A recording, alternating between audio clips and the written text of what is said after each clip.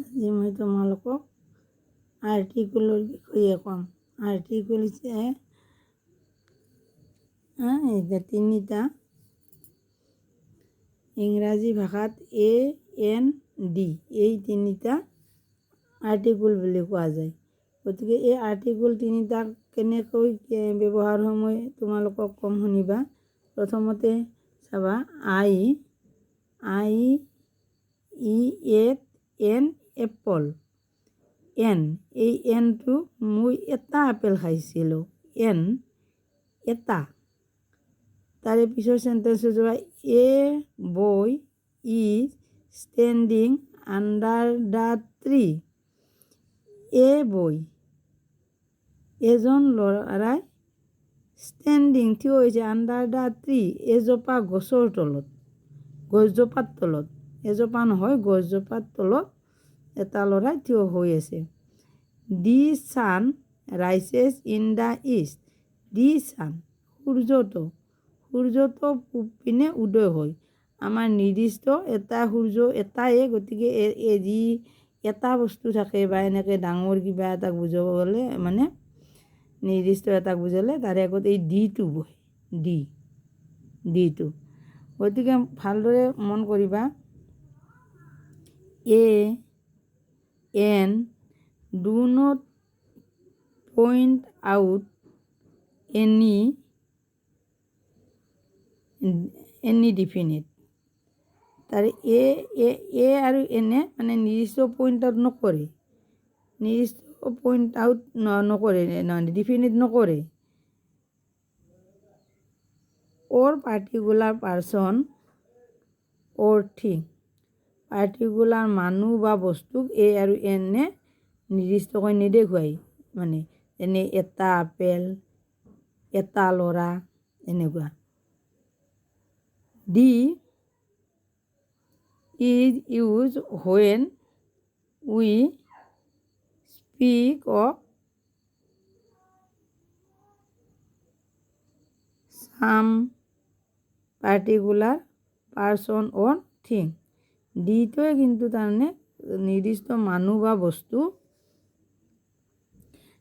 নিৰ্দিষ্টভাৱে দেখুৱায়। AND are called article. এই a আৰু AND এই তিনিটা হৈছে আৰ্টিকল। এই তিনিটাক আৰ্টিকল বুলি কোৱা হয়। মনত ৰাখিবা এন ইজ ইউজ। এন ব্যৱহাৰ হয় before ward beginning with a vowel AEIOU। AEIOU এই পাঁচটা ভাৱেলৰ আগত এই পাঁচটাৰে যদি ৱাৰ্ড আৰম্ভ হয় সেই ৱাৰ্ডটোৰ আগত এনটো বহে। বাকী আমাৰ বাকী এই 26টা লেটাৰৰ এই পাঁচটাৰ বাহিৰে বাকী যিকেইটা কনচনেণ্ট আছে সেই কনচনেণ্টৰ আগত কিন্তু কি বহে, এটো বহে। এই এটো ব্যৱহাৰ হয়।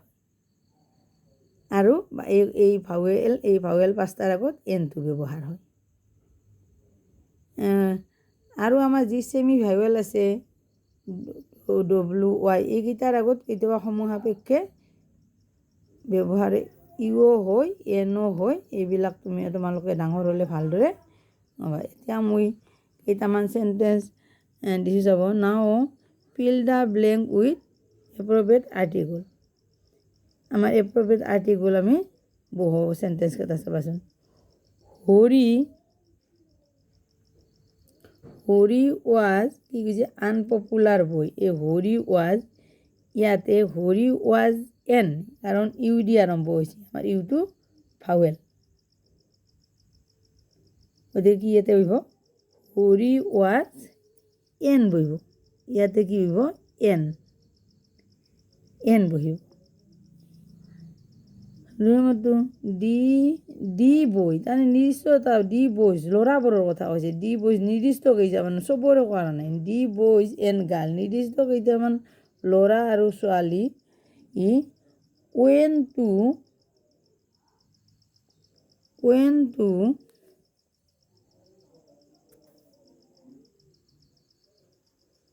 went to the seaside for a picnic মানে the boy and the girl went to the seaside seaside পিকনিকৰ কাৰণে গৈছে he was 3 নম্বৰটো লক্ষ্য কৰিবা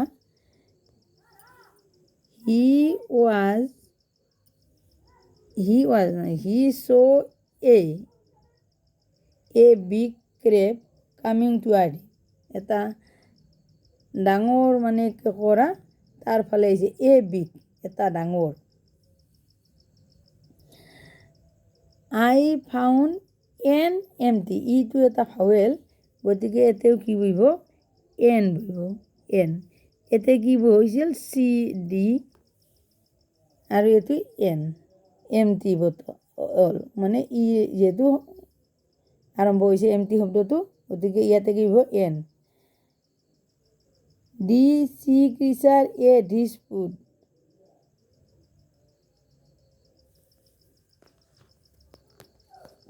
the sea creature ate his food এতে ডি সি কিচাৰ এতে নিৰ্দিষ্ট চি কিচাৰৰ কথা কোৱা গৈছে ডি এইকেইটা ডি বহিব